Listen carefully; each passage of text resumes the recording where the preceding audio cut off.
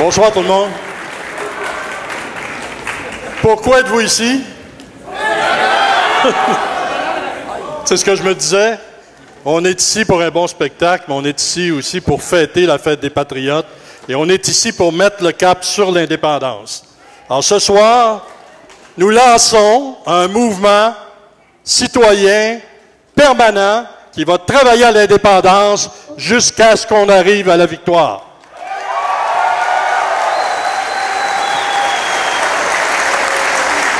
Depuis un an, avec mon ami Michel Dionne et beaucoup d'autres, au début on était 4-5, ensuite on a travaillé avec Mario Beaulieu, avec des représentants d'autres organismes, et on a créé 12 groupes d'action régionaux qui sont en place.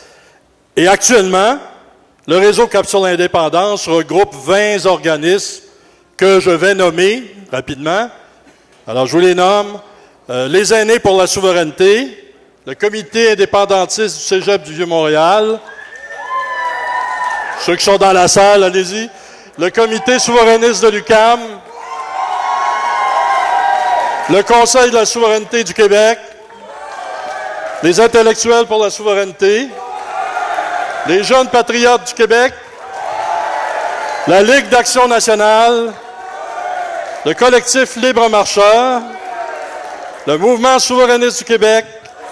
Le Mouvement des étudiants souverainistes de l'Université de Montréal, le Mouvement national des Québécois et des Québécoises, le Mouvement pacifique pour l'indépendance du Québec, le Rassemblement pour l'indépendance nationale, Nouvelle Cuvée, le Mouvement pacifique pour l'indépendance du Québec, le Rassemblement pour un pays souverain, le Réseau de résistance du Québécois, l'Organisation de Vigile.net, la Société nationale des Québécois et Québécoises des Laurentides, la Société nationale de Gaspésie-Île-de-la-Madeleine, la Société Saint-Jean-Baptiste de la Mauricie et la Société Saint-Jean-Baptiste de Montréal qui a organisé le spectacle de ce soir. Merci.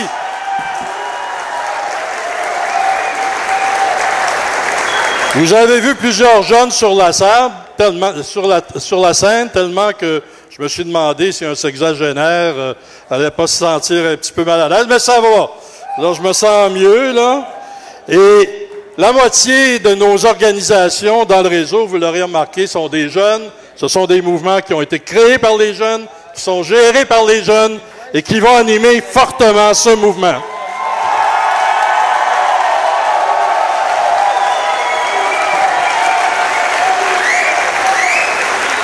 Depuis plusieurs années, nous étions dans une situation que certains ont qualifiée d'attentiste. Ça explique peut-être d'ailleurs les résultats d'une certaine élection.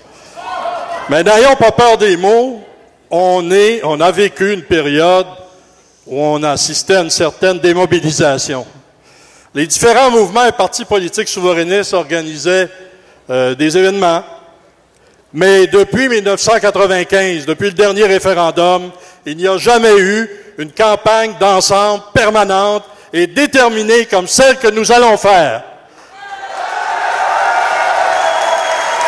Cette campagne, nous allons la faire avant, pendant, après les élections, jusqu'à la victoire qui nous donnera un pays.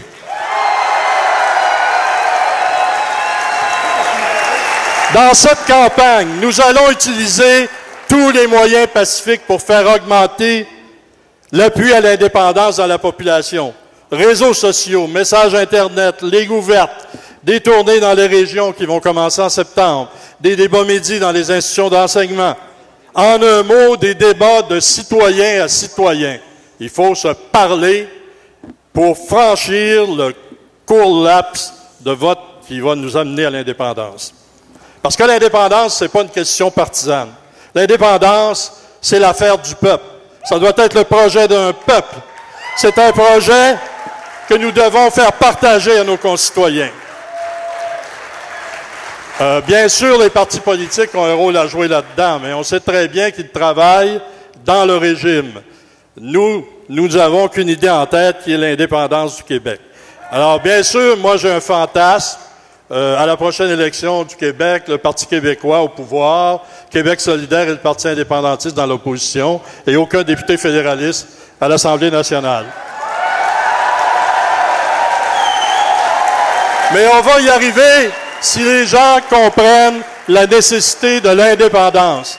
Que l'indépendance n'est pas une question partisane, mais c'est l'affaire du peuple.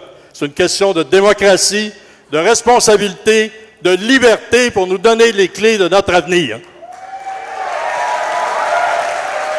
Le gouvernement n'est pas une autorité légitime. La Constitution canadienne qui nous enferme dans le Canada n'est pas sage et bienfaisante. Elle est fondée sur la domination d'une nation sur une autre. Jamais un gouvernement du Québec n'a signé cette Constitution de 1982, unilatéralement au Québec par Pierre Elliott Trudeau, en négation de ses engagements au référendum de 80. Plus de 70% de la population la rejette ou voudrait la modifier profondément, ce qui est évidemment une illusion. La Constitution canadienne est illégitime et néfaste pour le Québec, et il faut faire en sorte qu'il n'y ait plus d'élections canadiennes en territoire québécois et que celle du 2 mai soit la dernière.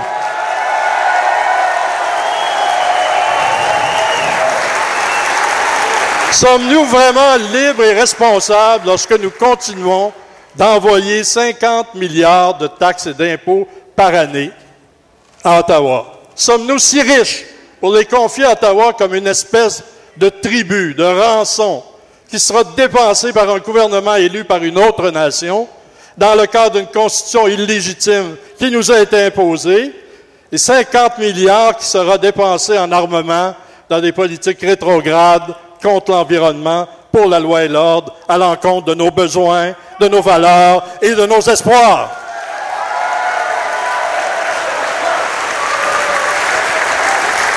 Il est urgent de se parler entre citoyens pour franchir les quelques dizaines de milliers de votes qui nous séparent de l'indépendance, en nous dégageant des luttes partisanes, toujours aléatoires, auxquelles aucun parti politique ne peut échapper.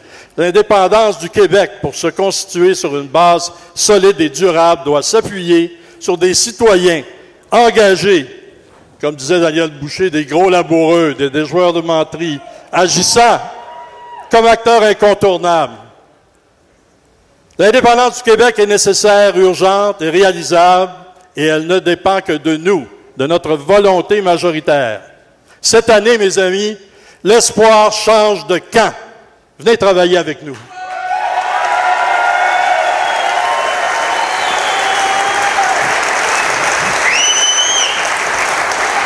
Comme le disait Pierre Bourgault, nous ne sommes pas une province comme les autres, mais nous serons bientôt un pays comme les autres.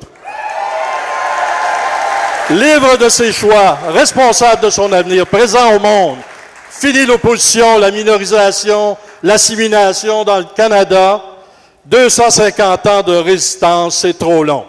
Cap sur l'indépendance. Merci.